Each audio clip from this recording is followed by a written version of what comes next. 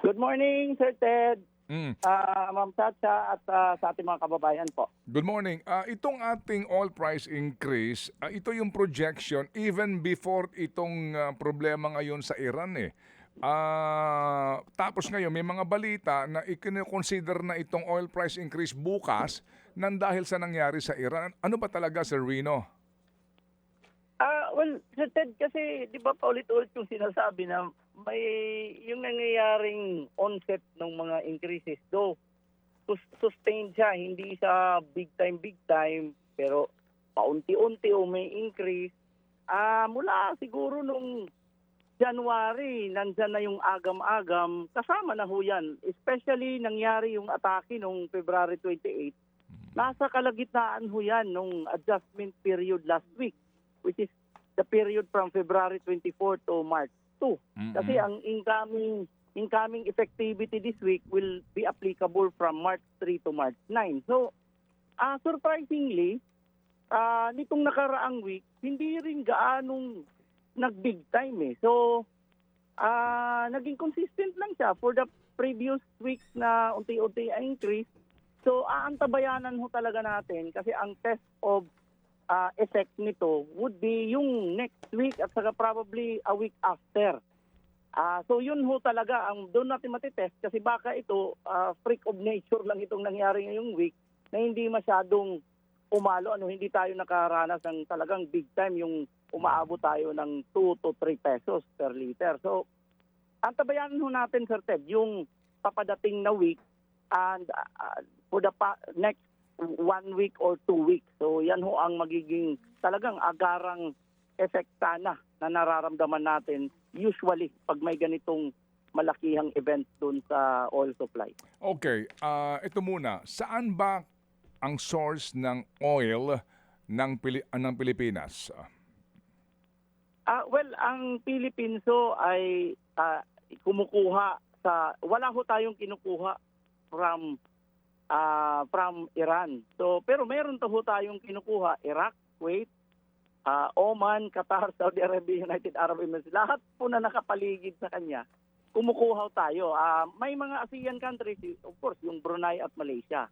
So but 97, almost 98% ang kinukuha ng ating nag-iisang Petron refinery doon sa na-mention kong Middle East countries, Iraq, Kuwait, Oman, Qatar, Saudi Arabia, and United Arab Emirates. Okay, So doon again, ho talaga ang 98% kinukuha ng Petron. sige, again, let's say it again. It's Iraq, Saudi Arabia, Kuwait, Oman, Qatar, and United Arab Emirates. okay, it's Iraq, Kuwait, UAE, Oman, and Saudi Arabia, right?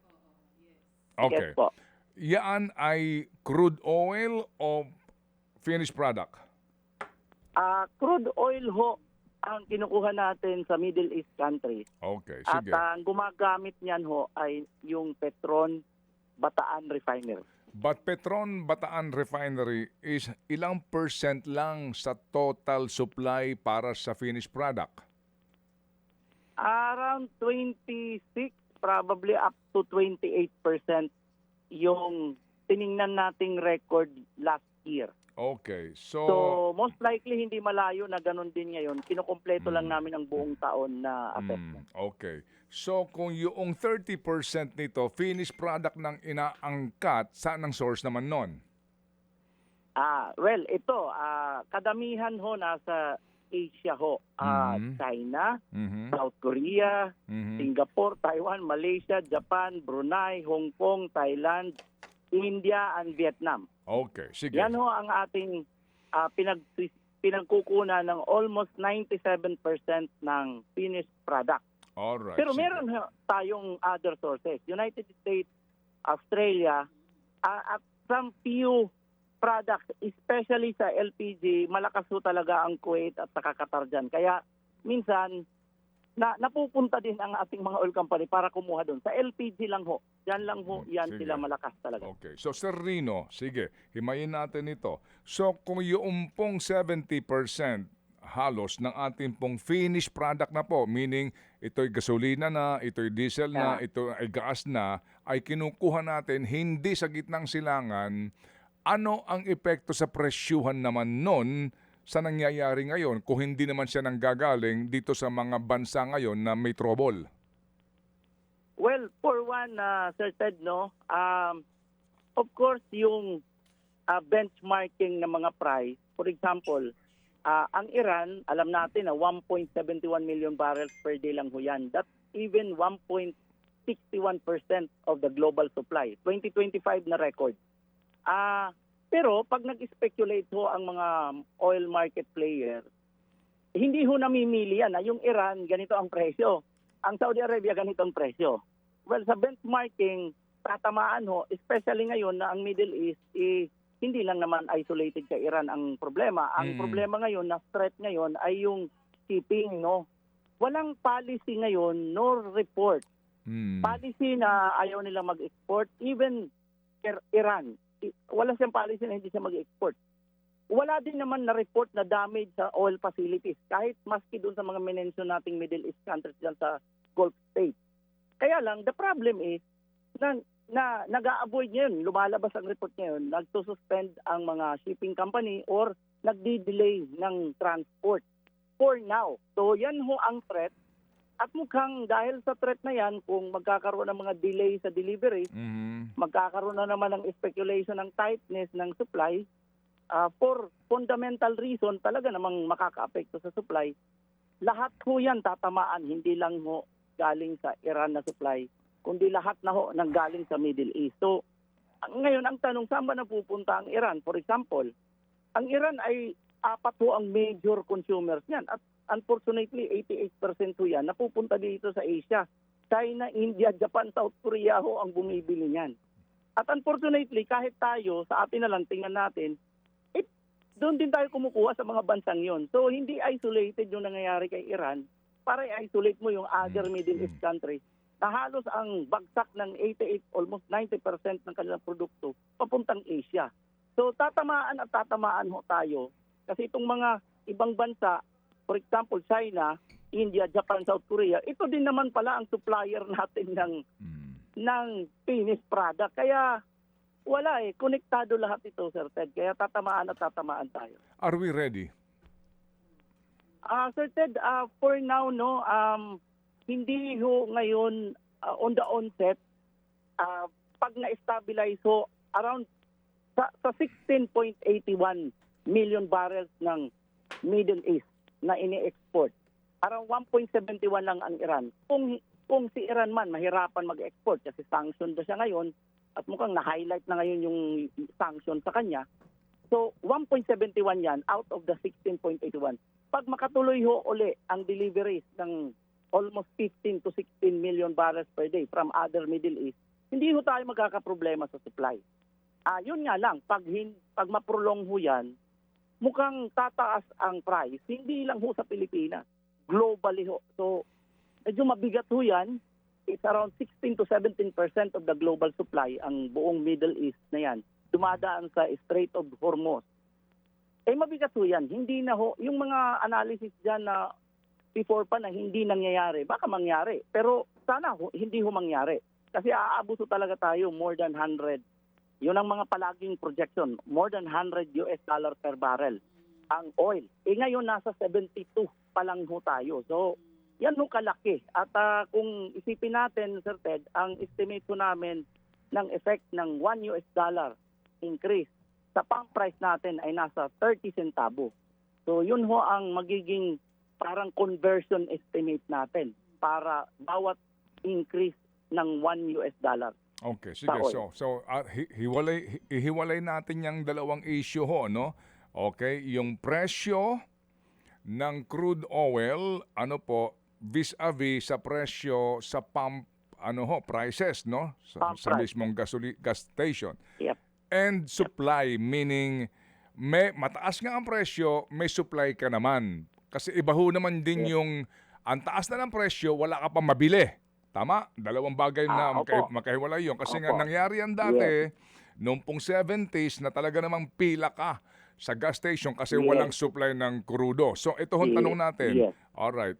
Yung pong aspeto ng handa ba ho tayo dito sa usapin po noong stock ng ating local na mga oil companies para po sa availability nito at yung pong presyuhan nito, ano ang adjustment kung sakasakali? Go ahead, sir. Well, Sir Ted, no, kung Iran lang ang patuloy na masasanksyon, 1.71 million barrels per day, that is 1.61% of the global supply. Wala hong mangyayaring problema dyan. Matagal na ho nating naranasan yung pagsasanksyon sa Iran. So walang effect. Ngayon, ibang usapin. Sa supply muna tayo, Sir Ted. Ibang usapin kung yung 16 million, 15 to 16 million ang toward 17 million barrels per day ang tatamaan. Talagang, ang tingin ko niyan, that is a severe supply disruption. So, short of saying na magkakaroon ng oil crisis, no? So, ang tanong, sa supply pa lang, magkakaroon ba tayo ng sufficient supply?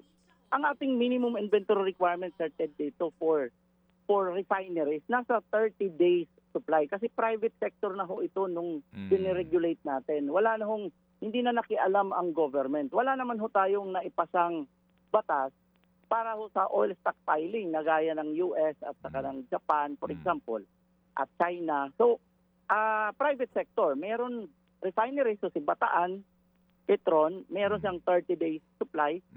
Si oil other importers, yung mga direct importers lang, walang refinery, 15 days supply except LPG kasi 7 days supply lang ho ang worth niya na ang tawag ay minimum inventory requirement. So ang purpose ho nito nang inisip ito ay yung temporary supply disruption caused by delay in replenishment, transport ng vessel. Pero hindi ho ito nakadesenyo para i-arrest yung gaya ng sinasabing all Middle East hindi na makapag-export na around 17 million barrels. Hindi ho nakadesenyo to. So, at almost all of the ASEAN countries, wala din hong strategic petroleum reserve. Hindi ho tayo isolated.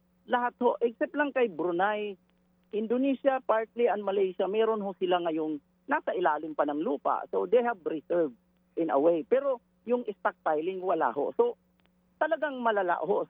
Kasi even our ASEAN country, neighboring country, wala nga hong stockpiling. So, if at all, tayo, at least nakaredy tayo sa minimum inventory requirements. Wala lang tayong stockpiling. So, Opo. Minimum inventory, that is 15 days. Basically, 15 days. 15 days for finished product, 7 except LPG, 7 days. Okay. At refineries, special case lang, 30 Alright. days ang Okay. kanyang worth. Sige po. So, yan po ang sitwasyon. Wala kang, kumbaga, ang Pilipinas bilang oil importing country, wala kang control dyan, basically, di po ba? Wala kang control. Tama? Yan. Yan. Apo. Wala ho kasi ang control sana natin kung makahanap tayo ng indigenous because that is Apo. within our control. Itong iba, Okay. ini-import natin, medyo mahirapan tayo, Sir Ted. Okay. Sir, magkano ho last week per barrel ang presyuhan po sa crude oil? Kasi sa ating umiiral na batas naman, gagana lang po itong subsidy po sa ating mga chuper po ng pampublikong transportasyon kapag nag-$80 per barrel. Well, ang Dubai ho natin, ang period ho ng February 23 to 27 is nasa 70.48. So, well, you can range that from 70, sabi ko nga 70 to 72, no? Okay. So, nandyan ho ang Dubai natin last week. So, yan ho ang ating level ngayon. Okay. Sige.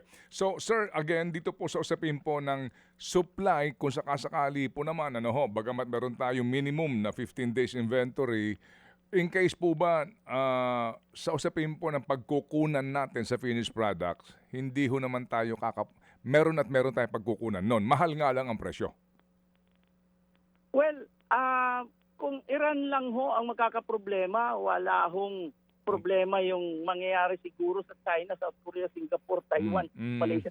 Hindi ho tayo aasahan na magkakaroon ng malakihang magkakadisruption talaga itong mga bansa na to kung saan tayo kumukuha ng finished product. Okay, sige. So kung Iran lang ang magkakaproblema, pero the fact na yung Strait of Hormuz ngayon, may advisory na nga na hindi pa pwedeng daanan, may mga barko daw po na nag-U-turn na, etc. So ito ho, nangangahulugan na hindi lang Iran. So para sa ngayon, ang apektado po dito kasi nga meron din pong produkto na nanggagaling po dito ho sa mga oil producing countries, no? Gaya nga po ng Iraq, gaya po ng Kuwait, Saudi o maging Oman o UAE na dumadaan dyan sa strait na yan.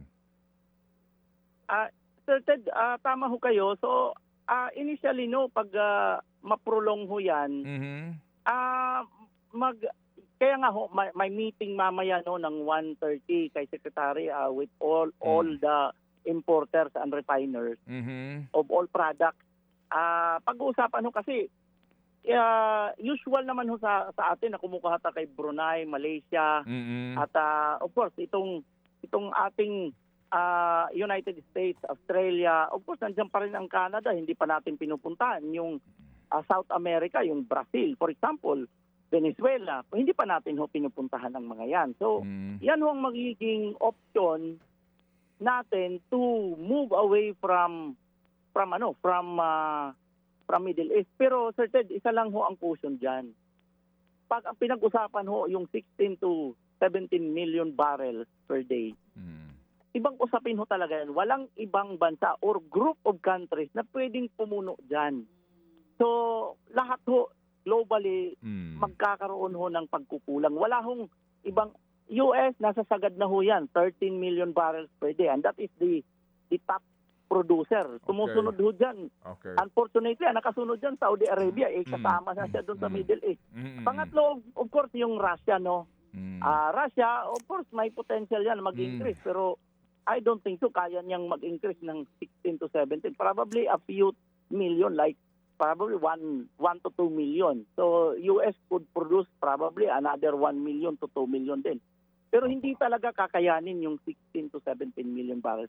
Globally, there will be a crisis in oil supply. Alright. And then, kaya nga, the best solution is to finish this problem and to end this ASAP.